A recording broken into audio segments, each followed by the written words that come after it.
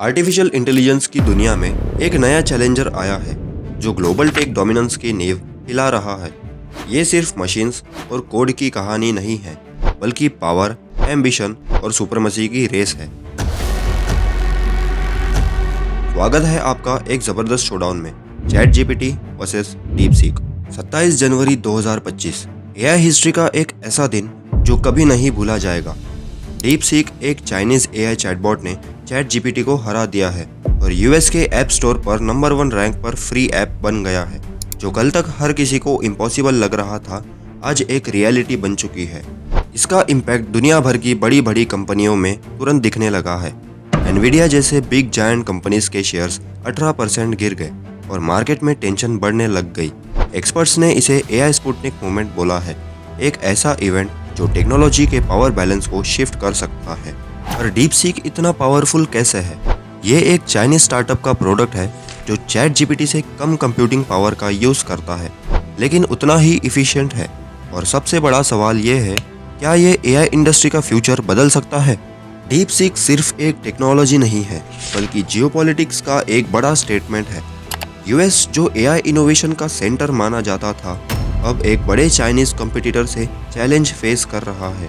पर हर नए एआई के साथ नए कंसर्न्स भी आते हैं और अभी डाटा प्राइवेसी और एथिकल एआई डेवलपमेंट पे काफ़ी क्वेश्चंस भी उठने लगे हैं। डीप सीक की टेक्नोलॉजी का कंट्रोल किसके पास होगा? क्या यह सर्विलियंस के लिए यूज़ किया जा सकता है? आइए इन सवालों के जवाब देखते हैं आगे। अब डीप सीक के आर्किटेक्चर को भी समझना काफ़ी इंटरेस्टिंग है। डीप सीक एक चेन ऑफ थॉट मॉडल है, ठीक ओपन एआई के चैटबॉट 01 मॉडल की तरह। वो भी एक चेन ऑफ थॉट मॉडल है। यहाँ पर जो नेमिंग है वो काफ़ी ज़्यादा कंफ्यूजिंग हो सकती है, क्योंकि चैट जीपीटी ने बड़े ही अजीबोगरीब नाम रखे हैं अपने इन मॉडल्स के एक दूसरे से। चैट जीपीटी ने अपना सबसे पहला जो मॉडल लॉन्च किया था वो GPT-3 नाम से था। ये नवंबर 2022 में लॉन्च किया गया था और फिर मार्च 2023 में इन्होंने GPT-4 को लॉन्च किया, जो कि काफ़ी अच्छा था GPT-3 के कंपैरिजन में। फिर मई 2024 में आया GPT-4.0, जो कि एक मल्टी मॉडल वर्जन था। इसमें आप सिर्फ ना कि टेक्स्ट बल्कि बोलकर भी बात कर सकते थे। आप इसे फोटोज भी भेज सकते थे और फोटोज जनरेट भी कर सकते थे। फिर 12 सितंबर 2024 को ओपन एआई लॉन्च करता है अपना 01 मॉडल। ये पहला मॉडल था जो चेन ऑफ थॉट्स पर काम करता था। मतलब कि अगर आप इससे सवाल पूछते थे तो ये उसे काफ़ी अच्छे से सोच समझकर आंसर करता था।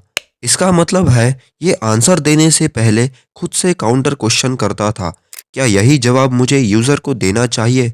एक जवाब को कई एंगल से देखता था। पुराने जो मॉडल्स थे उसमें इतनी एडवांस टेक्नोलॉजी नहीं थी, पर अब इस चीज़ को इतना इम्प्रूव कर लिया गया है। यही कारण है कि 01 मॉडल एंड डीप सीक जैसे एआई मॉडल्स को एडवांस रीजनिंग मॉडल्स कहा जाता है। ये लॉजिकली जवाब देने में काफ़ी ज़्यादा बेहतर है। डीप सीक में एक खास बात है कि वो चेन ऑफ थॉट्स की मदद से जो भी सोचता है वो स्क्रीन पर डिस्प्ले भी करता है और खुद से ही काउंटर क्वेश्चन करता है, और ये सब आप अपनी स्क्रीन पर देख सकते हो। लेकिन इसका एक बहुत बड़ा मेजर इशू भी है, जो कि अगर आप इसे कुछ आड़े टेढ़े सवाल पूछते हो, जैसे चाइना में लोगों को क्रिटिसाइज क्यों किया जाता है, इंडिया चाइना के लैंड बॉर्डर्स के बारे में फिर कुछ भी पूछो तो उसका बस एक ही आंसर होता है, सॉरी। बट अगर मैं सेम वही कोई कंट्री के वॉर्स के पास्ट हिस्ट्री के बारे में पूछूं तो एकदम डिटेल्स में आंसर देता है। और कुछ लोग तो यह भी कहते हैं कि हमें इसे बॉयकॉट कर देना चाहिए क्योंकि ये सिर्फ चाइना की तारीफ करता है, और कुछ उल्टा सीधा पूछो तो मुझे नहीं पता कहता है। कुछ लोग इसे एआई इनोवेशन का अगला बड़ा स्टेप बोल रहे हैं और कुछ कह रहे हैं कि एआई रेगुलेशन का वक्त आ गया है। जो भी हो, एआई का ये रेस अब रुकने वाला नहीं है। जब चैट जीपीटी और डीप सीक एक दूसरे से कम्पीट कर रहे हैं, दुनिया एक नए क्रॉसरोड पर खड़ी है।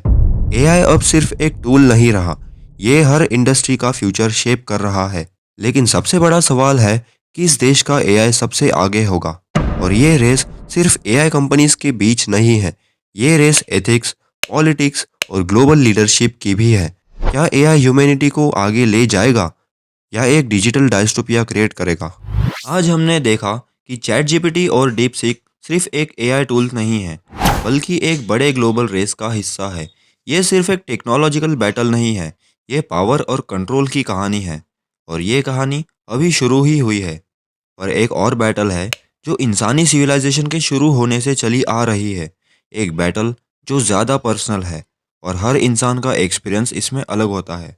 और वो है मेल वर्सेस फीमेल ऑर्गेज़म। हाँ, एआई की जंग से निकलकर हम एक और मिस्ट्री की तरफ जा रहे हैं जो साइंस और साइकोलॉजी दोनों को चैलेंज करती है। मेल और फीमेल ऑर्गेज़म का रियल डिफरेंस क्या है? क्या सच में एक जेंडर ज़्यादा प्लेजर एक्सपीरियंस करता है? साइंस क्या कहती है? और शॉकिंग फैक्ट्स जो शायद आपने कभी नहीं सोचा होगा। अगर आपको ये एआई की रेस इंटरेस्टिंग लगी है तो वेट मत करो। अगला वीडियो एक और माइंड ब्लोइंग रिविलेशन लेके आने वाला है। ट्रस्ट मी, ये वीडियो आपको शुरू से ही एंड तक काफ़ी पसंद आएगा।